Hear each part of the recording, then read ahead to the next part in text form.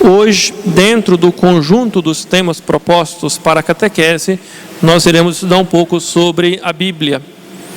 E eu gostaria de começar esta nossa formação sobre a Bíblia falando sobre uma questão que pode parecer secundária, porém é de fundamental importância que saibamos escrever, certo?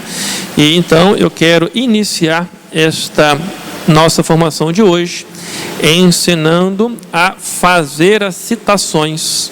Por quê?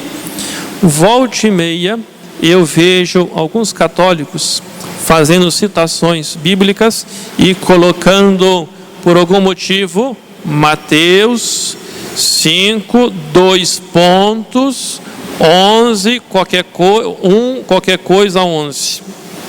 Já viram isso? Não já viram? Pois é.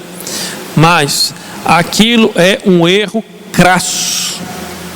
Mas, padre, todo mundo escreve daquele jeito. Olha, muita gente escreve errado, não é assim? Vai escrever, eu faço ginástica e escreve faço com 2 S, não é assim? Mas está errado, mas tem tanta gente, eu estou escrevendo um erro bruxo, né? Vai escrever máximo, escreve máximo com C, não é? Pois é, existem erros de todas as formas. Também existe erro na forma de nós fazermos a citação bíblica. E a forma correta, coloquei alguns exemplos aqui. Mas é preciso saber que em nenhuma hipótese existe 2 pontos. Nunca existe 2 pontos na citação bíblica, ok? Como se faz? Está aqui. Primeiro se escreve o nome do livro, que geralmente é abreviado, mas não necessariamente precisa ser abreviado. Depois o número do capítulo, vírgula, o primeiro versículo a ser citado, um tracinho pequeno, porque existe uma diferença entre o traço pequeno e o traço longo. Vocês sabiam disso? Sabia? Mas vocês são prodigiosos, não é? Vocês sabiam que existe uma diferença entre o tracinho pequeno e o tracinho longo? Sabe ou não sabe? Qual então é a diferença entre o tracinho curto e o tracinho longo? Já que sabem. Então, o tracinho pequeno separa os versículos. O versículo de 1 até o versículo 11. Ok? Depois, coloquei uma outra citação. João, capítulo 6. Quais são os versículos aqui que vão ser lidos? 22 ao 40. Depois, não vamos ler o versículo 41, certo? Leremos o versículo 66 até o 71, certo? Aqui, Lucas, agora eu pego vocês. O que nós vamos ler aqui? Lucas,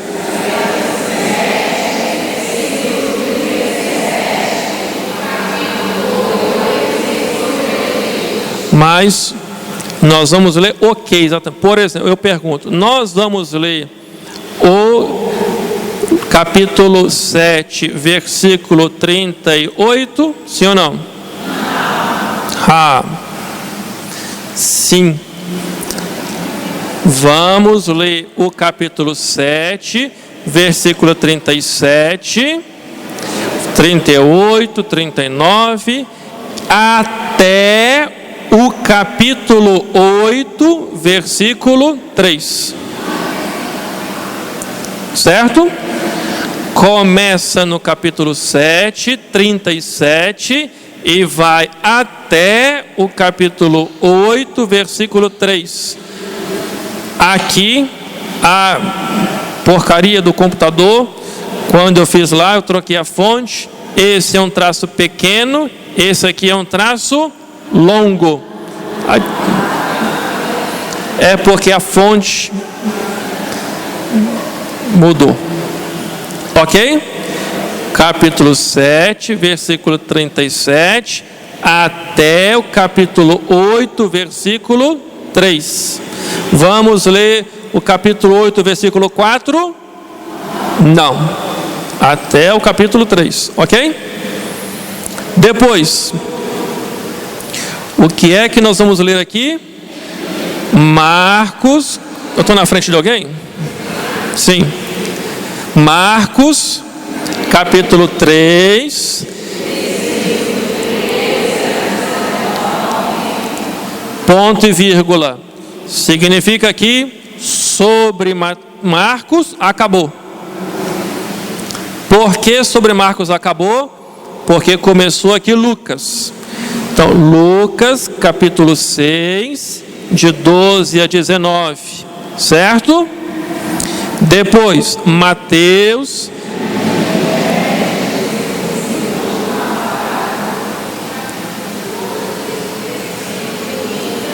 Exatamente isso. Vamos ler, pergunto eu, capítulo 11, versículo 5, sim ou não? Não. Apenas Mateus, capítulo 10, de 1 até 4, depois 12, de 15 até 21. Essa pilha vai acabar. Vou trocar a pilha, tem pilha aí? Ok? Eu esqueci de colocar aqui um detalhezinho. Outra coisa. Se por um acaso, esquece esse 8,3 aqui. Faz de conta que não tem. Ok? Faz de conta que não tem. Se tivesse Lucas 7,37S, o que nós iríamos ler? Oi? Iríamos ler o 38. Se tivesse, em vez de um S, tivesse dois S's. Oi? Não. Se tivesse um S, seria 37 e 38. Se tivesse dois S's,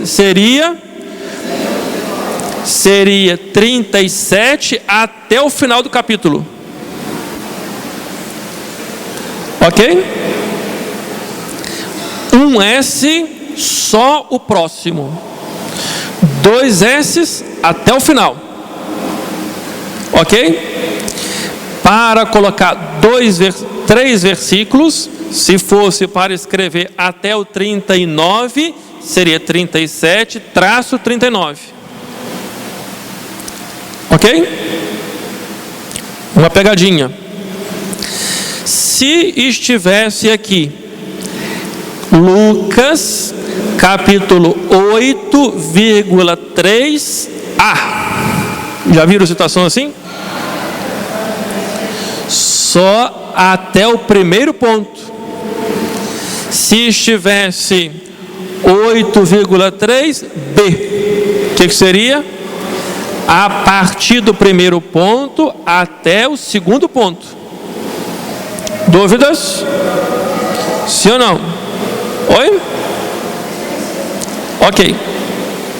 Dúvidas?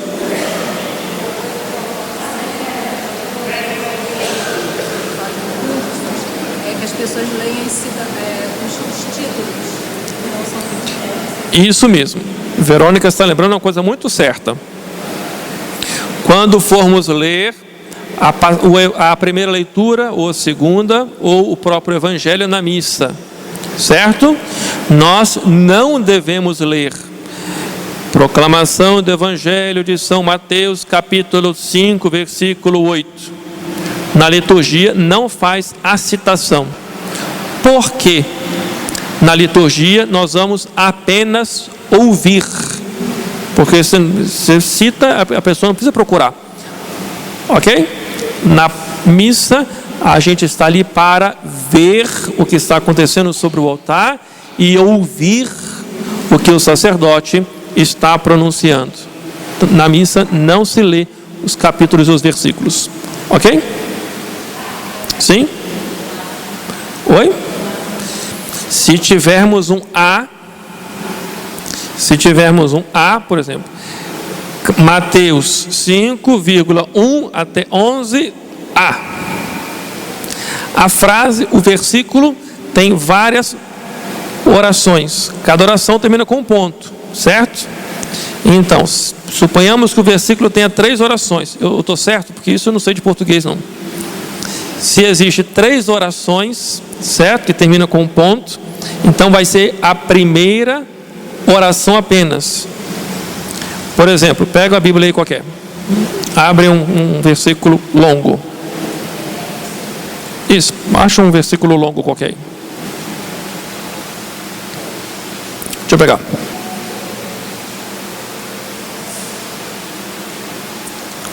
Aqui, ó. Pronto, esse aqui está ótimo. Evangelho de São João, capítulo 3, versículo 31. Encontraram? Evangelho de São João, capítulo 3, versículo 31. Sim ou não? Evangelho de São João, capítulo 3, versículo 31.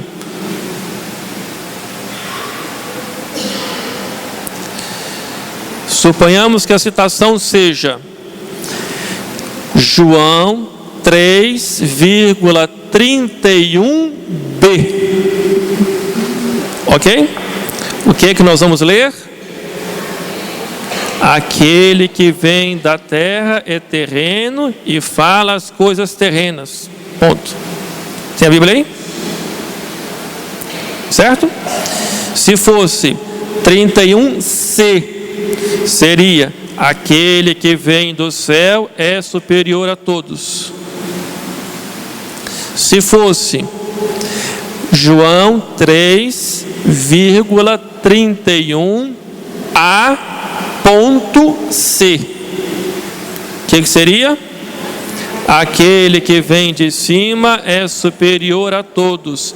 Aquele que vem do céu é superior a todos. Sim? As letras mostram as orações dentro do versículo. Alguma dúvida?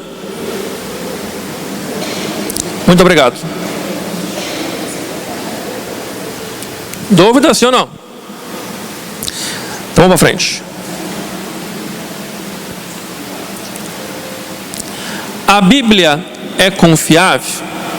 Faço uma pergunta. A tradução que nós temos aí, é uma tradução do original ou não? Se vocês pegarem a primeira página da Bíblia aí, lá na frente, primeira página, primeira folha da Bíblia. Primeira folha.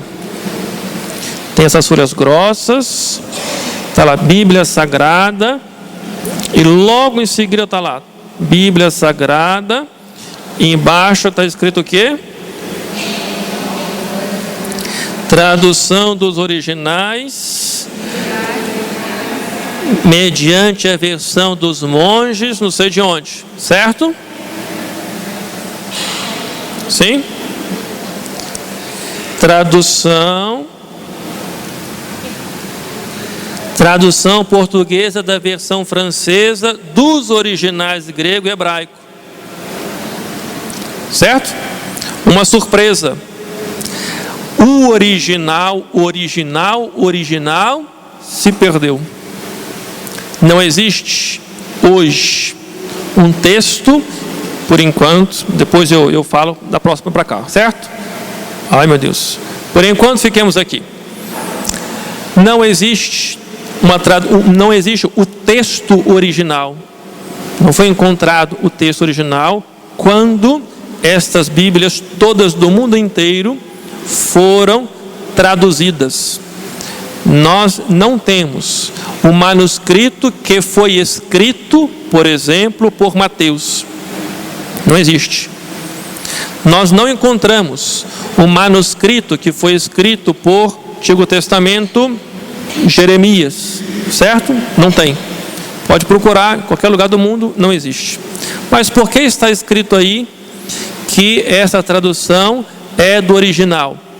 Nós chamamos original a duas traduções.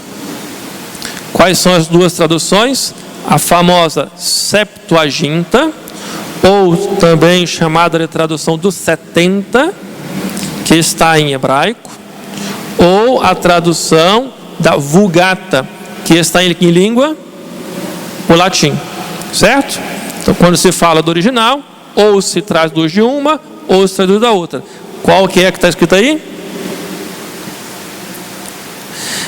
Tradução portuguesa da versão francesa, já traduziu da tradução francesa, dos originais grego, hebraico e aramaico, traduzido pelo monge beneditino da Bélgica. Ok? Esse da Bélgica. Ok? Não é que tenha sido traduzido do manuscrito que foi escrito por Isaías. Tradução 70 em grego. Em grego, perdão. Ok? Depois, uma surpresa. Porque tá lá. Depois eu falo da surpresa. Duas traduções. A Septuaginta. Qual é a tradução da Septuaginta? Septuaginta, ou tradução dos 70, é o nome da versão da Bíblia hebraica traduzida para o grego koiné, entre o século III antes de Cristo e o século I depois de Cristo, em Alexandria. É a mais antiga tradução da Bíblia hebraica para o grego. A tradução dos 70 ficou conhecida com o nome de 70 porque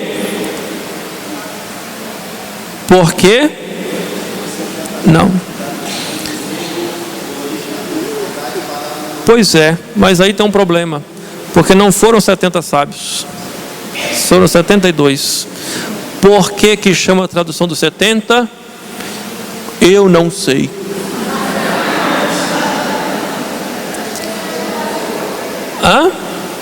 Por que eu não sei? Porque a tradução dos 70, na verdade, foi feita por 70 sábios, certo? Não, foram feitas por 72 sábios e não 70. Por que 70? Por conta dos 72. Me pergunta por que não 72. Eu confesso a minha ignorância, non lo so, digo em italiano, eu não sei, ok? Porém, um fato, não é que os 72 tenham dividido o trabalho. Eu traduzo este texto, você traduz aquela outra parte, você traduz a outra, você traduz a outra, e depois a gente junta tudo. Não foi assim.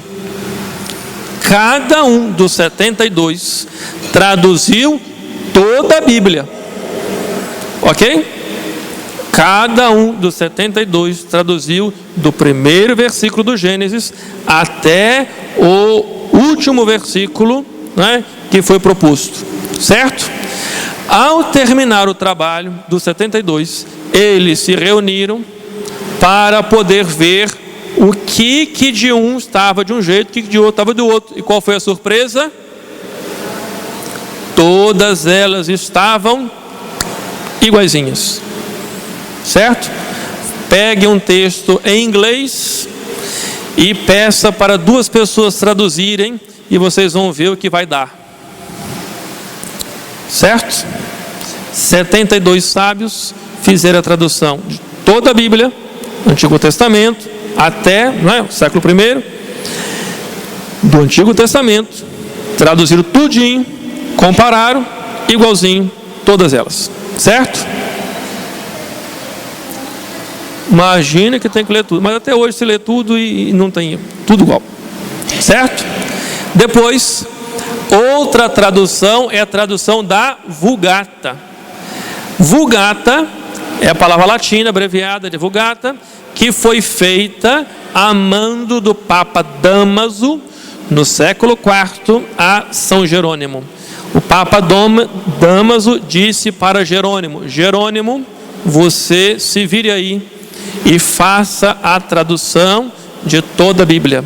Um homem fez a tradução lá da Bíblia, considerando os textos que se tinha da época, comparando com o texto grego, fez a tradução para o latim. Um homem só, que chama Jerônimo. Essa tradução feita por um único homem, chamado São Jerônimo, é a famosa tradução da Vulgata. Certo?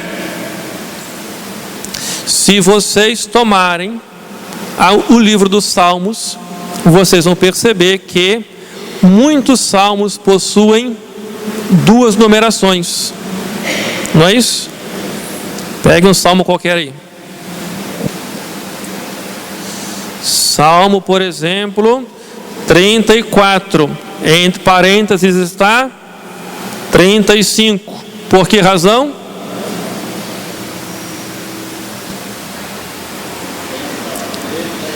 Tradução, diferença do grego para a hebraica. Ok? Vamos à frente. No ano de 1947, às margens do Mar Morto, eu lá, foi encontrado vários manuscritos. Mas isso no ano de 1947. É possível, né, que nessa época algumas pessoas aqui estivessem quase nascendo, certo? As margens do Mar Morto se encontra lá. Dentro dos livros que foi encontrado estava o livro completo de Isaías em aramaico. E o que fizeram? Pegaram o texto de Isaías em aramaico e foram comparar com os livros da Septuaginta. Qual foi a surpresa? Mesma tradução. Ok? Quê? Ah lá, eu lá. Que bonito. Agora, um detalhe.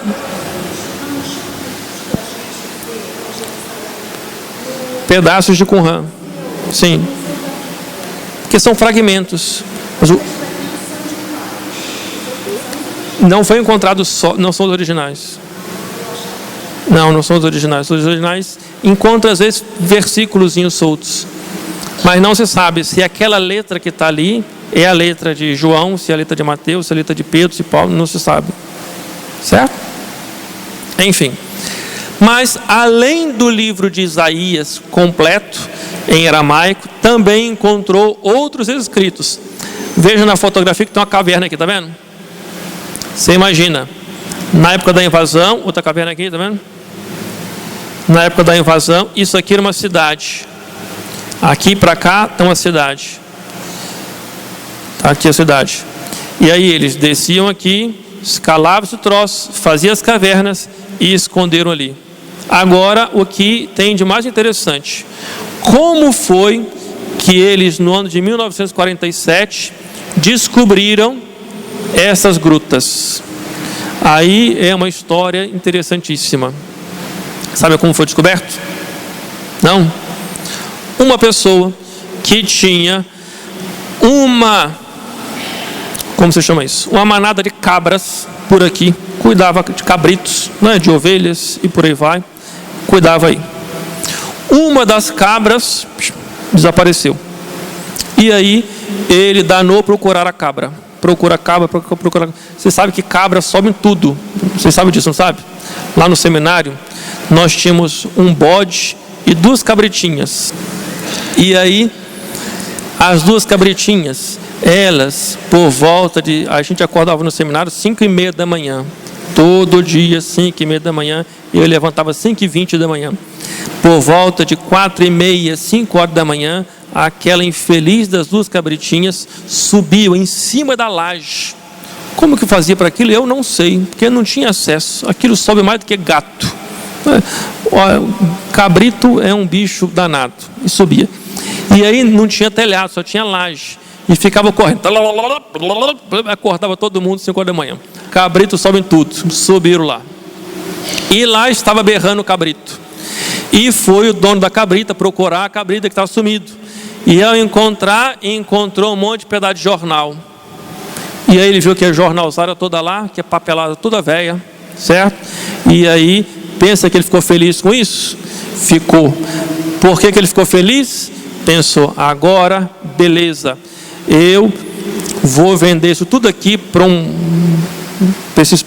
aqui em Magé, não tem, Volta Redonda, tem uns caras que carregam a carrocinha na rua, com um monte de papelão, já viram isso? Lá no Rio também tem isso. Venderam para o negócio do cara desse, um cara desse pegou o papel, é uma lenda, certo? Mas isso é recente, 1947. Pegou aquele papel, vendeu para um cara que vendia peixe na feira. O cara pegou os manuscritos originais, embrulhou o peixe na feira e foi comprar o peixe na feira um cara que era estudioso da Bíblia. E quando leu aquilo, falou, opa, onde você comprou isso aqui? Fez o caminho de volta e chegou ao dono da cabrita. E aí voltou com a equipe de arqueologia e encontrou não só um monte de manuscrito, como uma cidade inteira ali. Olha lá que bonito. Então, nessas lojas que vendem tecido, e existe o metro, existe a trena e existe aquela vara, certo? Aquela vara, como é que se chama hoje? Metro, certo? Pois aquela vara originalmente se chama cânon. Aquela vara é o famoso cânon, certo? Pega uma vara daquela e aquela vara tem exatamente, né, uma medida específica. Hoje nós chamamos de metro, ok? Porém era a medida padrão. Então se vê quantos cânones tem daqui até ali. Quantas varas tem? Ah, tem 5 varas e meia. E então esse é o cânon, certo? Cânon seria a unidade de medida exata que era utilizado lá. Isso em grego. Vara reta, padrão por excelência. O cânon, como vara de medir, servia de modelo para determinar tamanhos. Ou seja, os textos canônicos são a regra, a medida e o modelo para os cristãos. Nós utilizamos a ideia daquela vara e aplicamos a ideia daquela vara para falar do modelo dos textos para nós. Certo?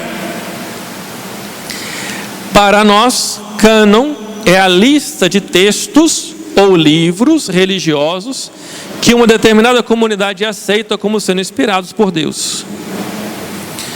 O cânon judaico foi determinado no ano 100, numa cidadezinha chamada Jamnia, que fica na Palestina. Em algum lugar está escrito aí. Certo?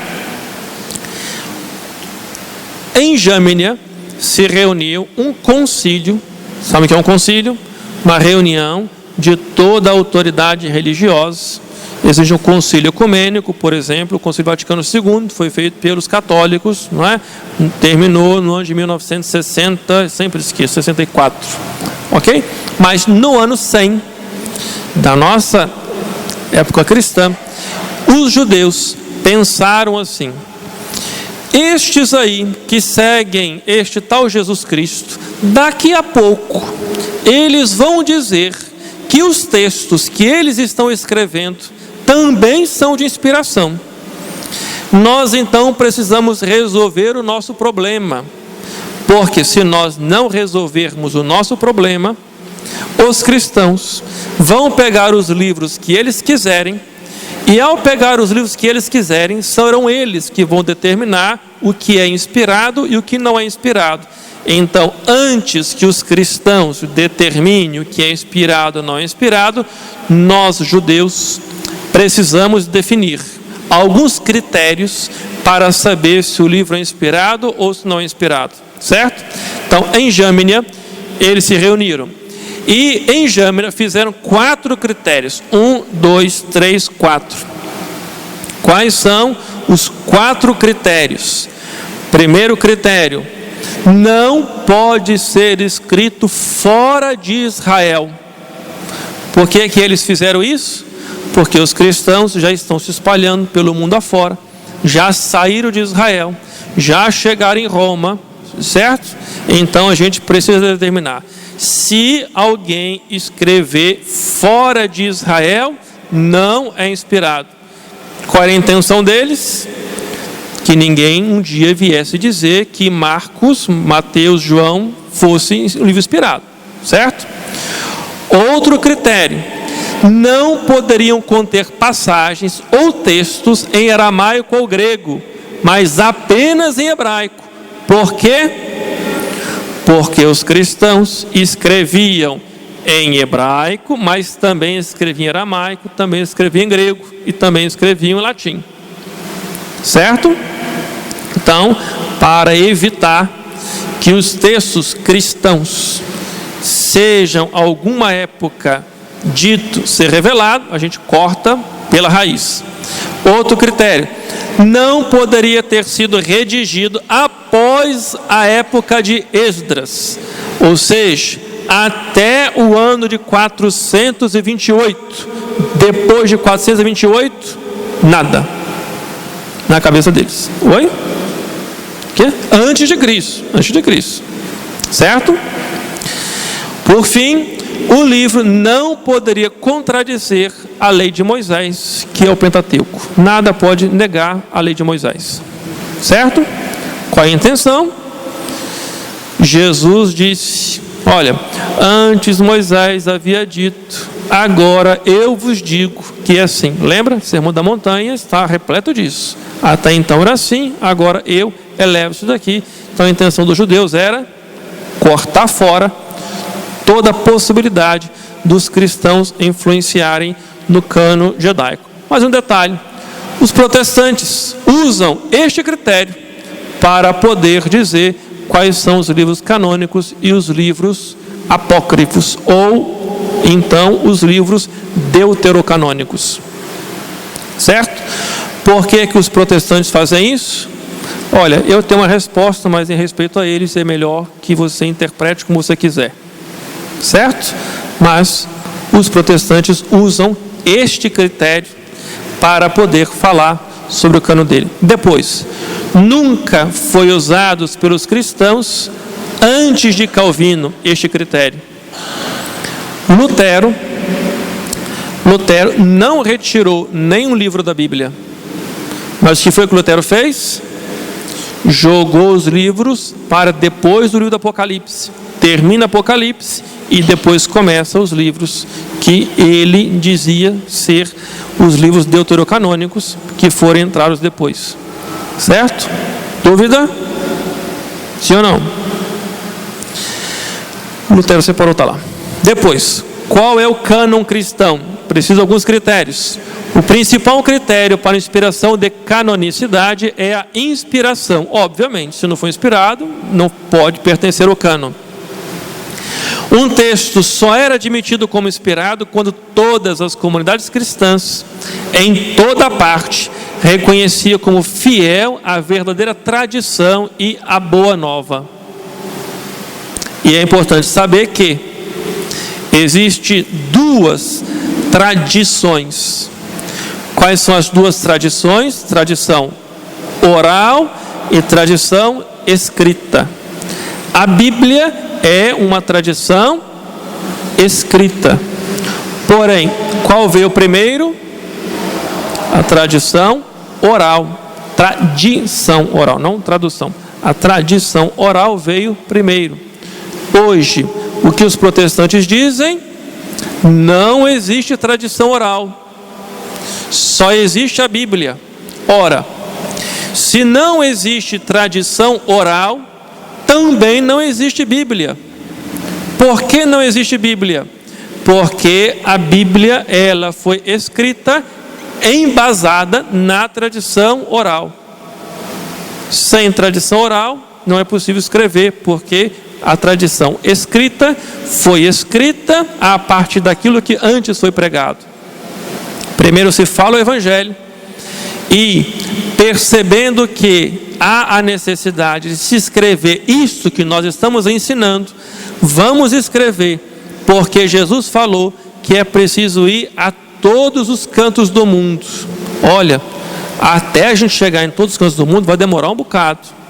Então vamos escrever para isto que nós estamos falando não seja adulterado ao longo da história. então começa a se escrever para que a tradição oral pudesse permanecer. Sim ou não? Sim ou não?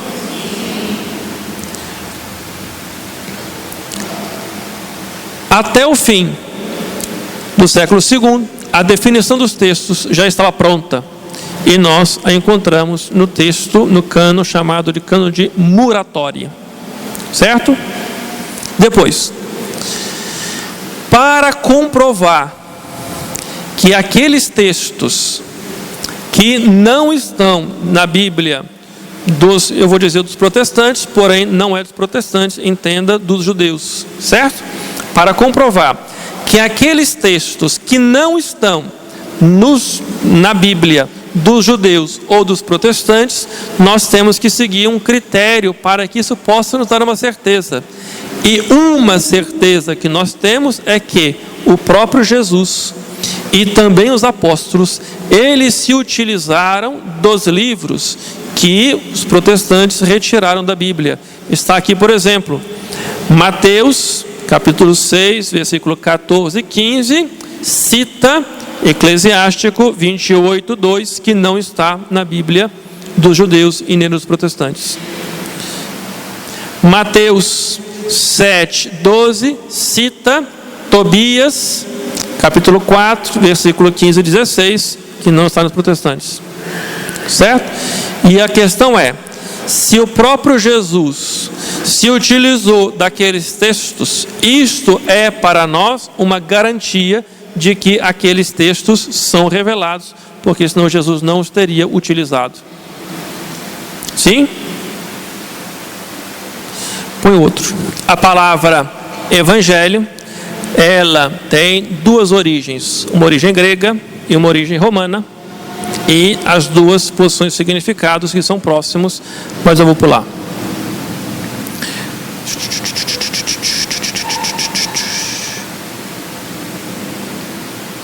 Aqui. Por que escreveu o evangelho? Acabei de falar. Os evangelhos começaram a ser escritos por volta do ano 52, obviamente depois de Cristo, porque eles falam sobre a vida de Cristo. E antes do ano 70, não se tem uma data precisa de quando eles começaram a ser escritos. Sabemos que eles começaram a ser escritos neste período, depois de 52 e antes do ano 70. Por que razão? Você não tem uma pilha sobrando, não? Tem pilha sobrando, não? Eu vou parar de apertar a luzinha, porque senão vai descarregar mais ainda. Então, foi escrito isso aí. Por que foram escritos antes do ano 70? O que aconteceu no ano 70 que foi de fundamental importância para a história? Invasão de Jerusalém. E ao invadir Jerusalém, o que aconteceu? O templo foi destruído. Então, uma vez que os evangelhos citam a destruição do templo, é porque aconteceu antes. Não, como profecia, eles profetizaram ali e não falaram, certo, sobre a questão da destruição. João foi o último a escrever e o fez pouco antes do ano 100, porque segundo a tradição, João teria morrido no ano 100. Depois escreveram para que a mensagem de Jesus não fosse alterada, acabei de falar. Dúvida? Nada? Resposta de João: para que acrediteis que Jesus é o Cristo, o Filho de Deus, e para que acreditando tenhais a vida em seu nome, nós escrevemos. Quem eram os evangelistas? Mateus e João eram apóstolos. Mateus foi cobrador de impostos, convertido ao cristianismo. João era irmão de Tiago, filho de Zebedeu. Estes eram apóstolos. Lucas e Marcos não eram apóstolos. Marcos foi discípulo de São Pedro, de São Paulo e de São Barnabé. São Lucas foi discípulo de São Paulo e era muito próximo a São João, evangelista, e também da Virgem Maria. Vocês sabiam que os dois não eram apóstolos? Sim, essas meninas são... Existem outros evangelhos? Sim. porém são apócrifos ou falsos. Não são considerados canônicos pela antiga igreja. Eles contêm vários relatos sobre Jesus, mas essas informações só podem ser aceitas como confiáveis sob algumas condições que é preciso ser averiguados. Na literatura profana, há indicações sobre a vida e morte de Jesus em Tácito, Joséfo, entre outros. São literatura duvidosa. Quem nos ensinou que só 4 evangelhos são verdadeiros? Jesus deu poder a Pedro para discernir o que é verdadeiro e o que é falso. Pedro, o Papa, ele, não é? É o guardião das chaves. Ele sabe o que é fé. E encontramos ali: eu te declaro que tu é Pedro, está o poder de Pedro. Simão, Simão, eis que Satanás, está o poder de Pedro lá. O que significa isso? Que a igreja, ela tem o poder na pessoa de Pedro para poder discernir o que é verdadeiro e o que não é verdadeiro. Por quê? Porque a fé de Pedro nos garante aquilo que é verdadeiro e aquilo que é falso. Sim? O período que foi escrito entre os anos 30 depois de Cristo até os anos 50, no início a palavra de Deus era transmitida somente de forma oral. Este ensinamento apostólico foi escrito para que o conteúdo da doutrina não sofresse prejuízo. Hoje permanece válido a tradição oral e a tradição escrita, que chamamos Bíblia. Em que se baseia? Desculpa se eu estou correndo, mas é por causa da hora. A religião católica não é a religião do livro, mas a religião da palavra. Isso é de fundamental importância nós sabermos, porque às vezes nós católicos somos criticados por não andarmos com a Bíblia como desodorante. Sim, o católico não usa a Bíblia. Olha, isto é uma acusação que deve sim ser levado a sério. Nós católicos precisamos ler mais a Bíblia, porém, nós não temos só a Bíblia como parte da revelação, porque além da Bíblia temos também a tradição, e além disto, a religião cristã, e entendemos religião cristã, a religião católica não é a religião do livro, mas é a religião da palavra. E existe uma diferença enorme entre dizer que somos a religião da palavra e ser religião do livro. Porque a palavra, ela é vida.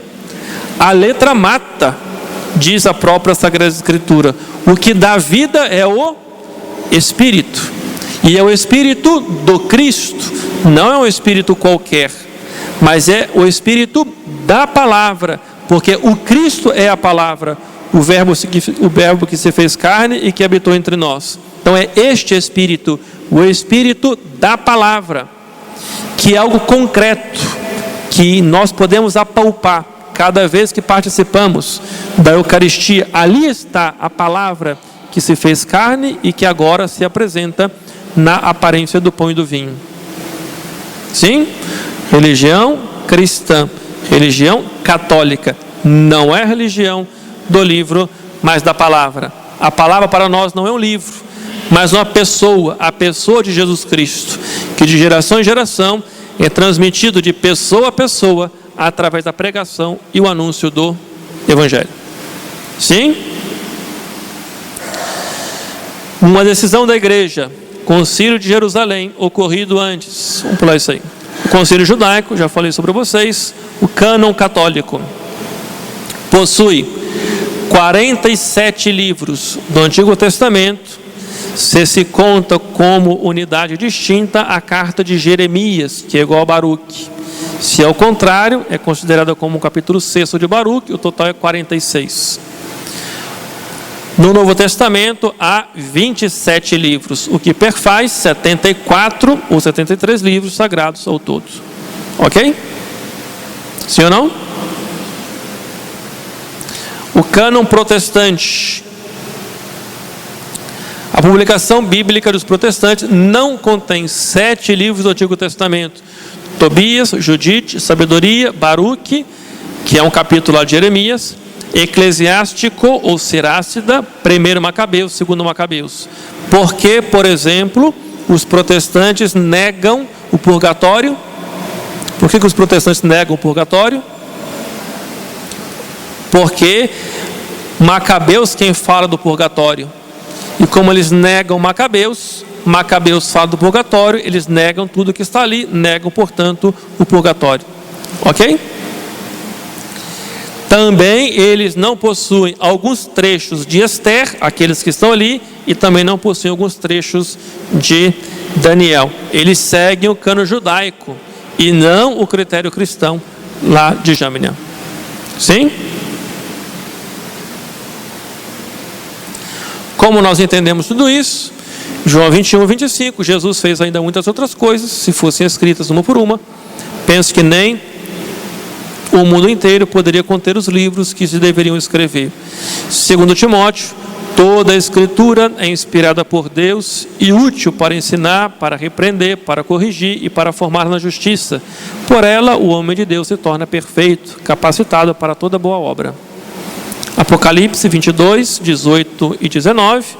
Eu declaro a todos aqueles que ouvirem as palavras da profecia deste livro: se alguém lhes ajuntar alguma coisa, Deus ajuntará sobre ele as pragas descritas neste livro. Quem diz que Deus não roga praga? Se alguém dele tirar qualquer coisa, Deus lhe tirará a sua parte da árvore da vida e da cidade santa descritas neste livro. Quem diz que Deus não castiga? Quem diz que Deus não castiga? Tira da palavra de Deus, vocês vão ver se castiga ou não castiga. Perguntas e eu termino. Pergunta do seu Nélio, que é ótima pergunta. O seu Nélio perguntou: se nós não temos o original, de onde que os 70 tiraram? Pergunta ótima, certo? Mas hoje não tem, na época tinha, certo? E por que nós dizemos que não tem? Porque uma vez que eles copiaram, a pergunta é: qual é o original, qual é a cópia? Certo? Teria que fazer teste do carbono, teste do carbono 14 para poder ver o mais antigo, mas sempre acha o mais antigo. Certo? Perguntas? Pergunta dela: se a Bíblia é de inspiração divina, por que existem muitos textos que são ditos ficção? Certo? Então respondo: na Bíblia, a Bíblia possui uma finalidade. E a finalidade da Bíblia é a revelação de Deus. Deus se revela para que nós pudéssemos conhecê-lo. Você cita, por exemplo, a questão de Adão e Eva, supostamente como sendo ficção. Adão e Eva não é ficção, é um gênero literário próprio, certo?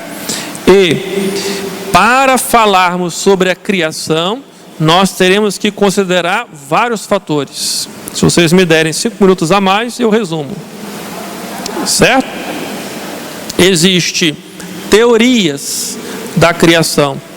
Teorias. Temos aqui uma bióloga, certo? O que é uma teoria? É uma teoria. A teoria não é um fato científico. Uma coisa é um fato científico comprovado e reproduzido. Outra coisa são teorias. Teorias são teorias, certo? Dentre as teorias existe uma teoria da criação, que é uma teoria, certo? Porém, muitos dizem que o livro do Gênesis é um mito. Então foi criada uma mitologia, mas é o contrário. O livro do Gênesis foi escrito para contradizer um mito que havia na época, porque havia muitos mitos na época, de onde veio todas as coisas. Então Deus, na época em que foi escrito, se revela daquela forma para poder destruir a mitologia que reinava na época, dizendo: eu criei todas as coisas. E se você observar, o capítulo 1 é diferente do capítulo 2. Já reparou isso? Fato. O capítulo 2 foi escrito antes do capítulo 1. Me pergunta por quê, pelo amor de Deus, porque eu não sei. Mas o capítulo 2 do livro do Gênesis foi escrito antes do capítulo 1. Deveria estar ao contrário, mas é assim. Primeiro foi escrito o 2, depois foi escrito o 1. E ali existe uma diferença na forma de escrever, porque o autor sagrado, ao escrever, possuía uma intenção, e a mesma intenção que está no 1º capítulo e no 2º capítulo. Qual é a intenção? Deus criou todas as coisas, ponto final. Ok?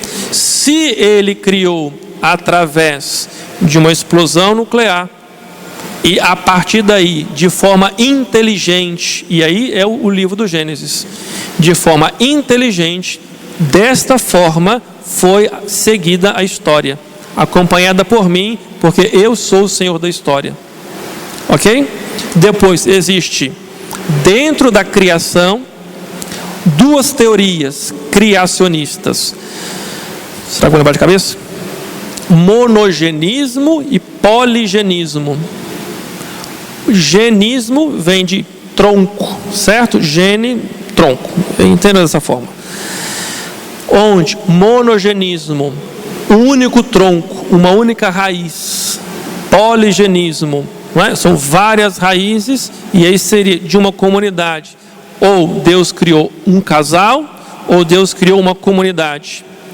Porém, Bento XVI escreveu, não me lembro agora o nome, o segundo saudoso do ensevo e segundo o grande Bento XVI. Agora, como Deus fez isso, eu não estava lá, certo? Agora, a Márcia poderia nos explicar isso melhor, porque ela é bióloga, certo? A teoria da evolução não nega a criação, porque é preciso que haja alguma coisa para poder ter originado tudo. A teoria da criação, da teoria da evolução, não nega a criação. Aliás, é muito interessante esse assunto, porque se formos estudar a teoria da evolução, teremos que estudar genética. Ao estudar genética, necessariamente teremos que estudar Mendel. Lembra de Mendel? Lembra de Mendel? Com as ervilhas de Mendel? Lembram? Lembra das ervilhas de Mendel? Certo? Alguém se lembra das ervilhas de Mendel? Lembram? Sim ou não? Hã? Porque através das ervilhas, porque Mendel fez as pesquisas com as ervilhas, não foi isso? Se me corrige se eu estiver errado, eu não sou biólogo, eu estou com vergonha agora. Isso aí. Mais um detalhezinho, Mendel era padre. Por que não falam isso? Mendel era padre. Por que esses benditos não dizem que foi a igreja quem apresentou a teoria, né, genética? Por que não dizem isso? Por que não diz isso? Você que é biólogo.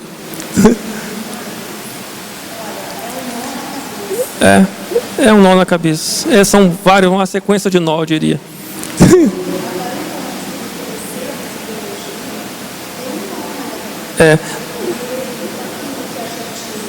Sim. Destruía. Por falta,